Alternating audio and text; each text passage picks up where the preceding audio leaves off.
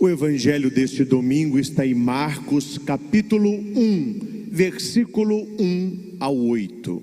O Senhor esteja convosco. Ele está no meio de nós. Proclamação do evangelho de nosso Senhor Jesus Cristo, escrito por São Marcos. Glória a vós, Senhor. Início do evangelho de Jesus Cristo, Filho de Deus. Está escrito no livro do profeta Isaías: Eis que envio o meu mensageiro à tua frente, para preparar o teu caminho. Esta é a voz daquele que grita no deserto: preparai o caminho do Senhor, endireitai as suas estradas. Foi assim que João Batista apareceu no deserto, pregando um batismo de conversão para o perdão dos pecados. Toda a região da Judeia e todos os moradores de Jerusalém iam ao seu encontro, confessavam os seus pecados, e João os batizava no rio Jordão. João se vestia com uma pele de camelo e comia gafanhotos e mel do campo, e pregava dizendo: depois de mim virá alguém maior e mais forte do que eu nem sou digno de me abaixar para desamarrar as suas sandálias. Eu vos batizei com água, mas ele vos batizará com o Espírito Santo. Palavra da salvação. Glória a vós, Senhor. Que o Santo Evangelho perdoe os nossos pecados e oriente a nossa vida. Amém. Nós estamos celebrando o segundo domingo do Advento. A vela acesa, a segunda vela acesa, de cor verde, nos lembra esta segunda semana de preparação que estamos iniciando. E o verde nos lembra esperança, novos céus, nova terra. E no segundo domingo do Advento aparece a figura emblemática, sempre assim, de João o Batista, que é o último dos profetas, e ele é o precursor, ele quem prepara a vinda próxima de Jesus. Depois nós veremos lá na frente que as pessoas estavam seguindo João, e ele vai dizer que ele é a voz e que eles devem seguir o Senhor, até que num determinado dia Jesus está passando no alto de um monte. João vê Jesus, ele aponta e diz: eis o Cordeiro de Deus, eis aquele que tira o pecado do mundo. É uma frase que nós falamos na celebração da Santa Missa, e as pessoas passaram a seguir o Cristo, que é o Emanuel, que é Deus conosco. O evangelho que nós escutamos, Marcos capítulo 1, versículo do 1 ao 8, é o início do primeiro evangelho.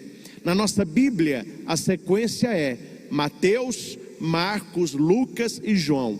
Mateus, Marcos e Lucas são evangelhos sinóticos, têm a mesma espinha dorsal, e João é um evangelho mais teológico, um evangelho mais das coisas do alto, tanto que o símbolo de João é uma águia, quer dizer, o Cristo, Deus que se faz homem.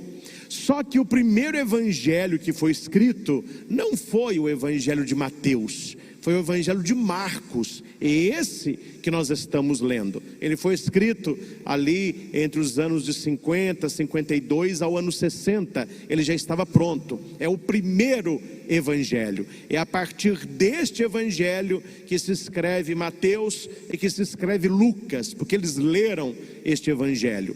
Tanto é que Marcos, ele é mais conciso, ele é mais objetivo, ele é mais resumido. Então ele vai dando as balizas da fé de quem é Jesus Cristo. E é interessante que o evangelho, em 3 momentos, exatamente no início, no meio e no fim, Marcos insiste: quem é Jesus? Nós estamos aqui no capítulo 1, e no versículo 1 ele vai dizer quem é Jesus. Está escrito: Jesus, Cristo, Filho de Deus. Cristo, Christos, é ungido, ungido do Pai. Filho de Deus, Emanuel, Deus conosco. Então Marcos, quando começa a escrever o seu evangelho, ele já nos deixa claro quem é Jesus Cristo, que não é um profeta, não é um homem sábio apenas, não é um benfeitor, não, ele é Cristo, e ele é o Filho de Deus. Isso no capítulo 1, no versículo 1. No meio do evangelho, no capítulo 8, no versículo 29, é o meio do evangelho de Marcos, nós temos uma outra exortação. Aí é Pedro. Pedro vai dizer: tu és o Cristo, o Filho do Deus vivo. Marcos volta ao versículo 1 do seu evangelho, insistindo quem é Jesus. É a segunda revelação. E no capítulo 15, no versículo 31, quando o soldado fura o coração de Jesus com uma lança e ele se converte, ele vai dizer: verdadeiramente ele é o Filho de Deus. Então note que no início do evangelho, no meio do evangelho e no fim do evangelho, Marcos insiste: precisamos saber quem é Jesus. Eu fico impressionado e preocupado em pessoas lendo tudo que é porcaria, mas não leem a Bíblia Sagrada. Procuram saber quem é Jesus em livros mundanos, livros sem base bíblica, sem base histórica, fica lendo sobre interessante, fica lendo entrevista com ateu, e as pessoas então criam na cabeça um Cristo fora da Escritura, um Cristo fora do ambiente da fé. São Jerônimo disse, e nós como igreja acreditamos e repetimos: se queres conhecer Jesus, conheça o Evangelho. O Evangelho, Evangelium, é boa nova. Se você pega a palavrinha Evangelho, tira as duas primeiras letras e as duas últimas, fica Angel. Quer dizer, a boa nova que nos trouxe foi o anjo, e será dada no dia do Natal. Eu vos anuncio uma grande alegria, que será para todo o povo. Na cidade de Davi nasceu-vos hoje o Salvador, que é Cristo o Senhor. Mais uma definição: quem é Jesus Cristo? Meus irmãos, nós que somos cristãos, para nós nada é mais importante que conhecer Jesus Cristo. E não é conhecer, quando eu falo conhecer, eu estou me referindo ao verbo conhecer bíblico. Não é um conhecer a nível intelectual, um conhecer de eu li a Bíblia e a decorei. Eu sei quem é Jesus porque o padre disse, eu aprendi direitinho o que o padre falou na igreja. Isso é até coreba, até um papagaio, se você ficar repetindo, ele vai aprender a repetir. O verbo conhecer na Bíblia é usado com majestade na boca de Maria, quando ela recebe Gabriel. Gabriel vai dizer que ela será mãe do Filho de Deus. E ela vai dizer: como que será isso? Eu não conheço homem algum. O verbo conhecer bíblico significa intimidade. Maria era virgem, ela nunca teve intimidade com homem. Quando eu falo que nós precisamos conhecer a Jesus, é ter intimidade com o Senhor, intimidade pela palavra, intimidade com a sua presença real no Santíssimo Sacramento, uma vida de oração diária, no seu tempo, no seu horário, do seu jeito. Mas isso é muito importante, senão nós seremos estrangeiros em terra nossa. Nós seremos estrangeiros em terra nossa. A terra nossa é um ambiente de culto. Se você não conhece a Cristo numa experiência, você celebra, mas você não entende. Você celebra, mas você não sente. Você celebra, mas você não crê. É por isso que Marcos, no início do Evangelho, ele vai bater: início do Evangelho de Jesus. Esse Jesus é o Cristo, e ele é o Filho de Deus. E para entendermos quem é o Senhor, aparece uma voz. É João Batista. João tem consciência de quem ele é. Ele é a voz que clama no deserto. E o interessante que aconteceu neste tempo, há 2000 anos atrás, e que precisa acontecer hoje: João não pregava na cidade, João não pregava em galerias, João não pregava nas praças, ele estava no deserto. O que significa deserto? Lugar de purificação, lugar de prova, lugar da providência de Deus. Não é um lugar físico apenas de areia. Nós podemos estar vivendo o nosso deserto, um deserto na espiritualidade, um deserto do encontro, o deserto da providência. E no texto é interessante porque João aparece no deserto. E a minha pergunta é: por que João está no deserto, sendo que as pessoas estão na cidade? Não seria melhor João pregar dentro da cidade, como Jonas foi enviado para Nínive, a grande cidade, pregando a conversão? Claro, Jonas vai fugir para Tarsis, está tudo errado, e ele acaba indo para Nínive. João Batista, ele não entra na cidade, ele fica no deserto. E a leitura que nós escutamos diz: toda a região da Judéia e todos os moradores de Jerusalém iam ao seu encontro. Isso é advento, gente. Isso é advento. É sair do lugar que estamos, da vida que estamos e da pessoa que nos tornamos, e partirmos para algo melhor, para algo maior, para algo que nos leve a Deus, para algo que nos dê a Deus.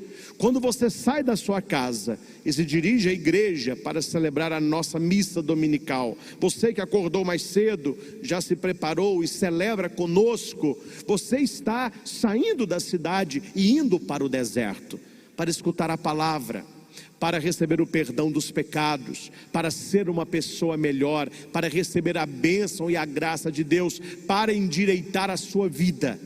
É isso que nós procuramos na igreja, um direcionamento para endireitarmos a nossa vida. E João vai dizer: eu batizo com água, para conversão, para mudança de vida, mas virá alguém muito maior do que eu, e está às portas,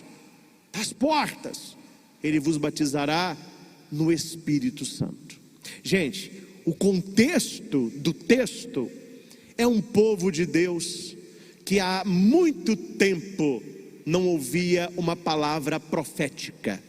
Os profetas cessaram, Deus se cala, e o povo esperava algo diferente, e este algo não acontecia. Entrava a geração, saía a geração, e eles esperando o Messias, e ninguém tocava no assunto, e notícia nenhuma correu, profeta não apareceu, Deus se calou. Mas começaram a acontecer algumas coisas diferentes.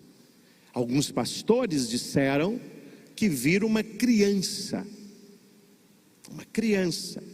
já estou lá na frente, que os anjos anunciaram isso. E eles vão lembrar que lá atrás apareceu um homem no deserto, dizendo que essa criança estava para nascer, e que não era uma criança qualquer. As pessoas começaram então a espalhar a notícia: apareceu um profeta. Há anos nós não temos profeta, apareceu um profeta, é João o Batista. Mas onde ele está? Ele está no deserto. Então as pessoas iam até João para escutar o que ele está dizendo. E João dizia: eis a voz que clama no deserto, preparai o caminho do Senhor, ele está chegando. Gente, essa notícia se espalhou igual pólvora. O povo há anos não escutava mais voz de profeta, voz de Deus. Parece que o Messias não viria. O povo estava cansado, o povo estava sem esperança. Aí aparece João falando: está perto. E não é perto para depois, é perto para já. Convertei-vos e crede no Evangelho. E as pessoas eram batizadas. E João dizia: se vocês gostam do que vocês ouviram aqui, Se vocês estão felizes por receberem esse batismo com água, ele é muito mais forte do que eu, muito mais forte. Ele vos batizará com o Espírito Santo. Eu não posso nem desatar a correia da sandália dele, porque ele é o resgatador, ele é o redentor, ele é o Cristo, o Senhor, ele é o Messias, ele está chegando. Esta palavra ressoou no coração das pessoas, e as pessoas então procuravam se converter, mudar de vida, voltar o seu coração ao Senhor. No contexto dos dias de hoje, não de todos, mas de muitas pessoas, nós vivemos uma apatia espiritual. Parece que nós já escutamos tanto que o Senhor está chegando, que o Senhor virá, que nós já acostumamos que não virá, que está demorando demais, que Deus não age. Então eu vou viver a religião para ter uma vidinha melhor aqui nesse mundo, para eu aprender a fazer o bem, tratar as pessoas melhor. Mas não é que o Cristo virá, é uma linguagem simbólica. Aí você vai na segunda leitura e você entende que Deus não age de acordo com a nossa cabeça e com as nossas escolhas. Deus está num outro patamar. São Pedro, na segunda carta, escreve assim: uma coisa vós não podeis desconhecer, caríssimos. Para o Senhor, um dia é como 1000 anos, e 1000 anos é como um dia. Foi a leitura que nós escutamos. O Senhor não tarda em cumprir suas promessas. O Senhor não demora. Quando você ora, tenha certeza, a sua oração tem resposta. Ah, pai, mas eu estou rezando e não acontece nada. Eu estou rezando e não alcança a minha graça. Eu estou rezando, meu marido não para de beber, meu filho não para de usar droga, eu não consigo um trabalho, eu estou doente, minha família está desunida. Calma. O Senhor não tarda em cumprir a sua promessa, como alguns pensam, achando que ele demora. Olha o que Pedro está escrevendo. São Pedro que escreveu isso. Ele está usando de paciência para convosco, pois não deseja que alguém se perca. Ao contrário, ele quer que todos venham a se converter. O desejo de Deus é o anúncio de João, é a conversão. Meus irmãos, preste atenção nisso que vou dizer para você não ficar enxugando gelo, porque senão não vai resolver. Quando você pedir a Deus algo, diga para você mesmo o que você fará com isso. Você pede a Deus algo, você tem que ter consciência, o que eu farei com isso? Há pessoas que rezam: oh meu Deus, me livra desse problema, me cura desta doença. Assim que o problema se resolve, assim que a doença é curada, a pessoa volta a uma vida de pecado, a pessoa some da igreja, a pessoa está às costas a Deus. É por isso que nem sempre o pedido é conforme a oração que se faz. A Bíblia diz que nós não sabemos o que pedir, porque nós não sabemos rezar. É preciso clamar o Espírito Santo para que Ele nos dê o melhor para nós. A melhor das orações é: Espírito Santo, Tu sabes o que eu quero, me conceda o que eu preciso. Porque nem sempre o que nós queremos é aquilo que nós precisamos.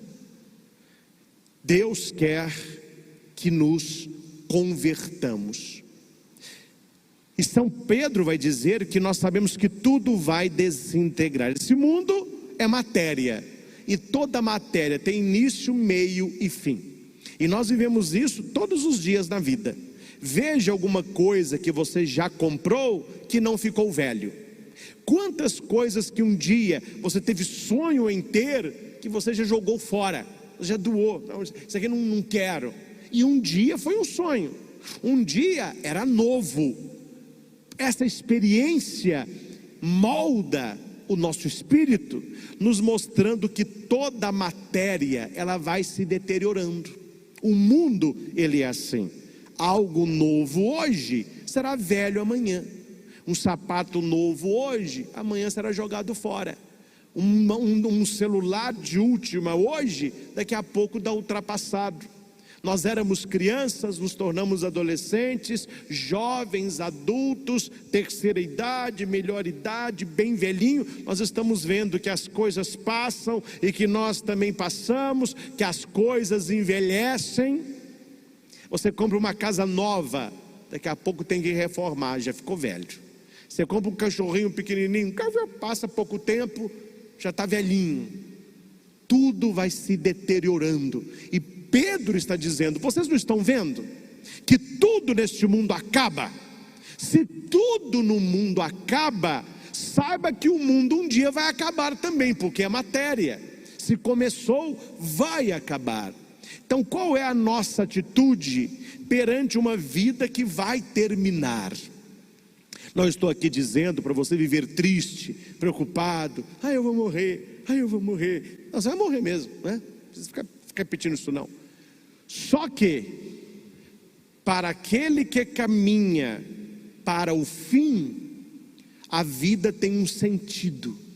Para aquele que caminha para o término, a vida é uma loucura. Tanto que nós celebramos o dia dos finados e não o dia dos terminados. Terminados, acabou, morreu, acabou. Finados me lembra fim, de finalidade. Qual é a finalidade da nossa vida? Voltar a Deus, estar com Deus, viver com Deus nesta vida, para estarmos com Ele numa vida eterna. Esta sim não vai terminar. Aí Pedro vai dizer, olhando este mundo que vai ficando velho, e as pessoas que vão também envelhecendo, o que nós esperamos de acordo com a sua promessa, são novos céus e novas terras.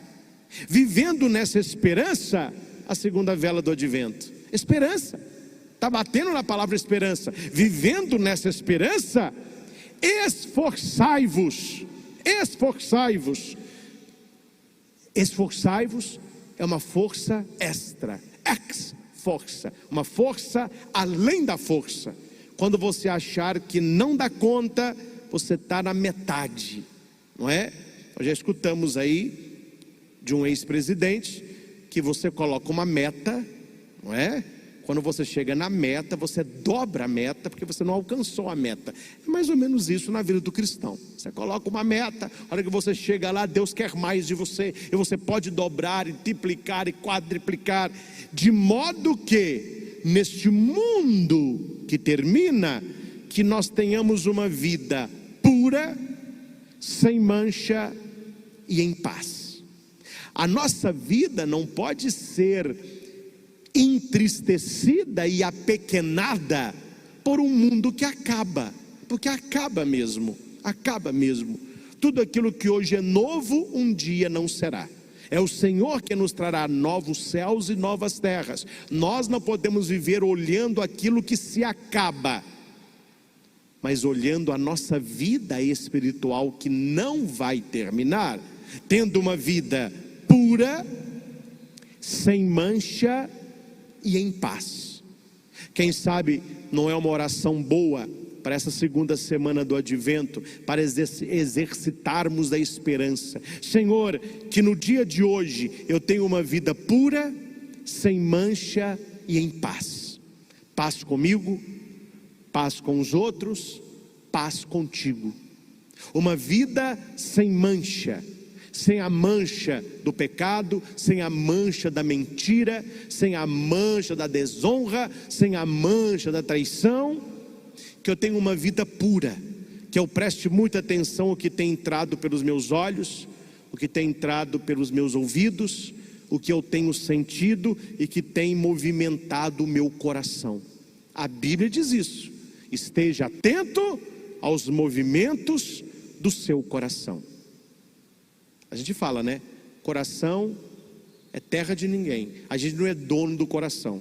Então você tem que prestar atenção nos movimentos do coração.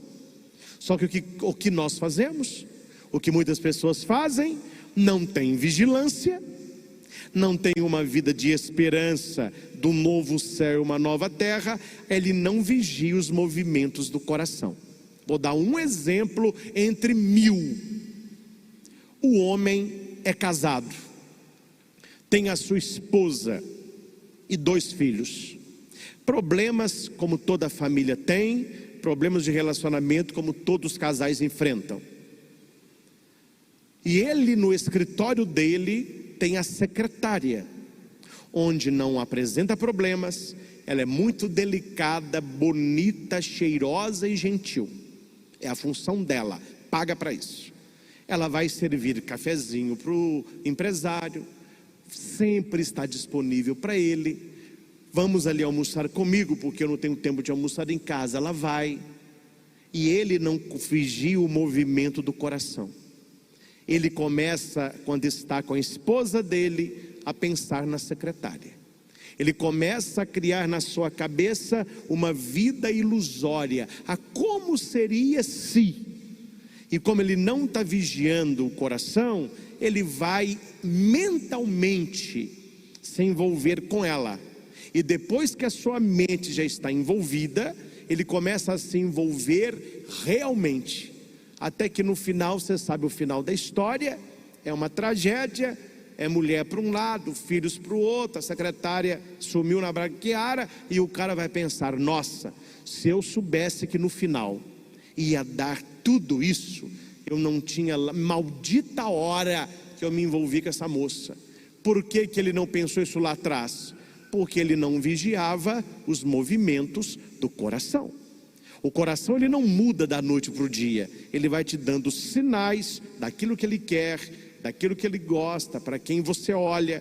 Se você tem o dom da vigilância, e se você tem o dom da esperança, que Deus melhora as coisas, Deus é capaz de melhorar a sua vida, melhorar o seu casamento, melhorar a sua família, você vai investir nos novos céus e novas terras, mantendo uma vida pura, sem mancha e em paz. Olha como que a leitura de Deus está encarnada no nosso dia a dia, e é clara como o sol ao meio-dia. E quantos de nós não fazíamos isso, porque não sabíamos disso? Agora você já sabe o que Deus espera de você. Deus espera que você se converta. Converte-se, metanoia, é voltar-se para o Senhor. E quando você volta para Deus, você tem uma vida mais pura, uma vida sem mancha, uma vida em paz, porque você encontra com Jesus, Ele que é o Cristo e é o Filho de Deus. A primeira leitura, e com ela finalizamos, ela vai pedir o equilíbrio. Felicidade é igual a equilíbrio. Todas as vezes, e olha que eu estou falando, todas as vezes, raríssimas vezes eu generalizo, mas aqui, todas as vezes que você encontrar como uma pessoa infeliz, ansiosa, preocupada, com remorso, carregando o peso do passado, estas pessoas perderam o equilíbrio. Toda pessoa equilibrada emocionalmente, espiritualmente, ela é feliz.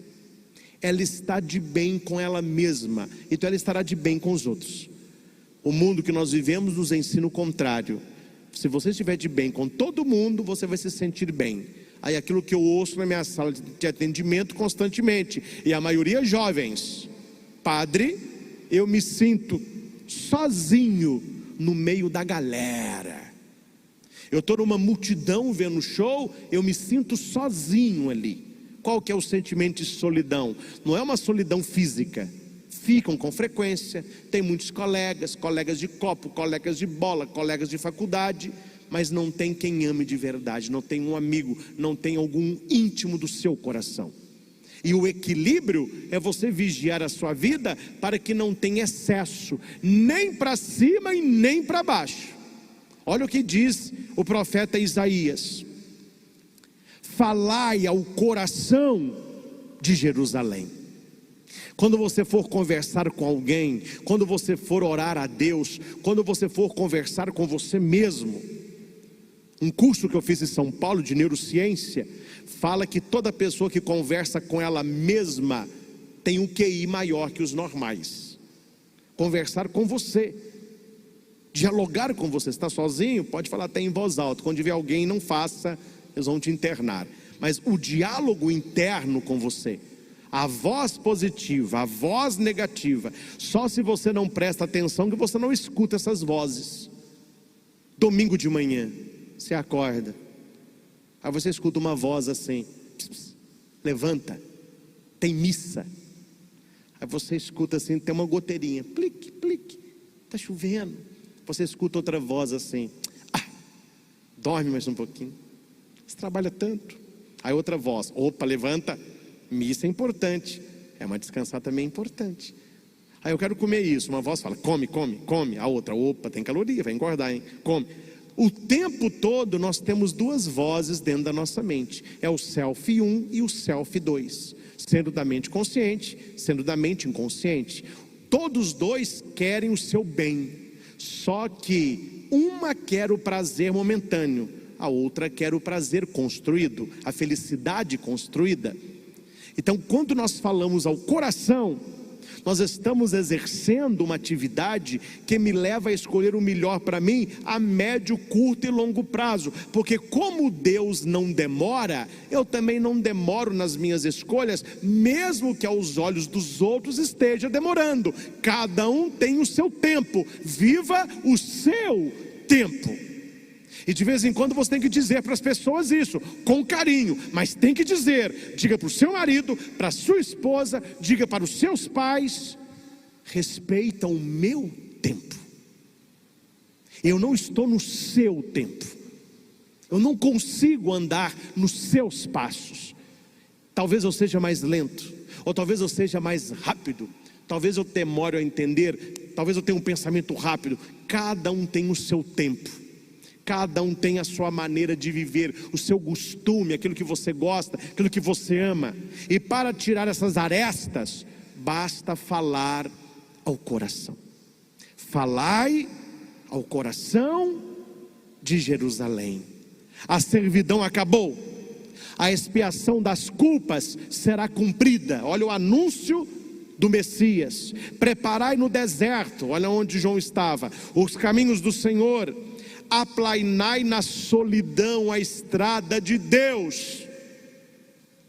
Repita alto: é bom estar sozinho comigo mesmo. Vamos lá. É bom.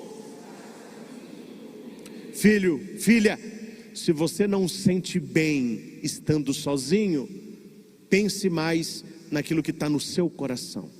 Você é a sua melhor companhia, depois vem os outros. É você primeiro, depois a sua mulher.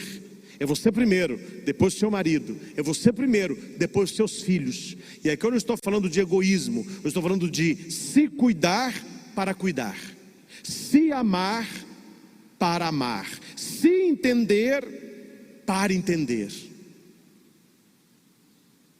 Aplainai na solidão o caminho do Senhor. Ah, padre, não tem como eu sou feliz, eu estou tão sozinho. Você se perdeu, né, filho? Você se perdeu. Porque se solidão fosse tristeza, já que é a lista da tristeza, me coloque no primeiro, não é? A vida do padre é extremamente solitária. Claro, nós temos momentos de companhia, de celebrações, de palestra, de amizade, mas a nossa vida é uma vida muito sozinha. E eu digo para os rapazes que me procuram: padre, eu estou pensando em ir para o seminário, qual o conselho que o senhor me dá? Eu falei: duas metas. Primeiro, tenha intimidade com Jesus Cristo, sem Ele o sacerdócio não se vinga. E segundo, aprenda a estar com você. Terminou uma missa, as famílias voltam para casa. As famílias têm o pai, a mãe, os filhos. Já nós estamos sozinhos, acordamos sozinhos, nos viramos sozinhos, aconselhamos uma multidão, mas nos aconselhamos. Talvez a gente não tenha quem conversar dos nossos problemas. Quando você aprende que na solidão você está bem com você mesmo, a estrada se torna mais plana e você encontra um equilíbrio. Você tem uma solidão acompanhada de quem? De você mesmo. Eu não vou contar o nome dela porque não fica bem, né? Mas eu tenho uma pessoa próxima, uma moça que ganhou na empresa dela um sorteio e ela foi para a praia e não podia levar acompanhante, e o namorado não tinha dinheiro para ir. Filho, ela pegou a matula, foi para a praia uma semana sozinha e postava foto comendo camarão, nadando, pegando um bronze, andando no shopping, indo no cinema. E eu falei, cara, mas quem tirava essas fotos? Falei, quem passava? Passou alguém? Tira uma foto aqui para mim. Padre, fiquei uma semana, não precisei de ninguém. Foi uma semana que eu estava tão bem comigo mesma, que eu fiz tanta amizade comigo, que foi uma das semanas melhores da minha vida, onde eu repensei e vi que a minha vida pode ser melhor em muitos aspectos. Será que você tem esse tempo de estar com você? Para quê, Padre, eu preciso estar comigo? Para nivelar os vales, para rebaixar os montes, endireitar o que é torto e alisar as tuas asperezas. Olha que coisa. Todo vale deve ser nivelado. O que é vale? É para baixo. Então, se você está lá embaixo, está uma nivelada nisso aí. Mas se você está lá em cima, está uma baixada nisso aí. Equilíbrio, não é? Aquilo que é torto, reto. Deus quer que nós tenhamos uma vida reta, que nós sejamos pessoas retas. E outra, tira toda a aspereza. É bom a gente ficar mais lisinho, né? Porque uma pessoa áspera fere os outros, fere a si mesmo, e não é o que você gostaria. Você não é uma pessoa áspera, você pode estar áspero, mas Deus quer que você alise a aspereza. Resumindo, Deus quer o quê? O equilíbrio. O equilíbrio em ter uma vida feliz com Ele, mantendo esta vida pura, sem mancha e em paz. Meus irmãos e irmãs, esta é a mensagem da igreja para todos nós no segundo domingo do Advento. Você vai ruminar isso durante a semana e tem pano para manga, viu? Veja quanta coisa prática nós refletimos nesta pregação e que você já pode colocar em prática hoje, terminando esta Eucaristia. Não celebre como uma pessoa superficial. O que é uma pessoa superficial? Ela está aqui, mas ela não vive a celebração. Ela entra por aqui, sai por aqui, e ela sai da igreja tales quales entrou. Perdeu tempo. Nós viemos aqui para Deus nos dar direcionamento. Toda a pregação minha, eu tento dar claramente aos fiéis um direcionamento de crescimento espiritual, de autoconhecimento e desenvolvimento humano. Se você segue o que a palavra de Deus disse, se você procura ser uma pessoa melhor, se você procura conversão, sair talvez não geograficamente, mas emocionalmente de onde você está, ver o seu problema de fora, ver aquilo que está muito lá embaixo e dá uma levantada, aquilo que você se acha muito, dá uma nivelada, aquilo que está fora, dá uma endireitada, aquilo que está áspero, dá uma alisada. Quer dizer, muda a vida, muda a tua vida para melhor.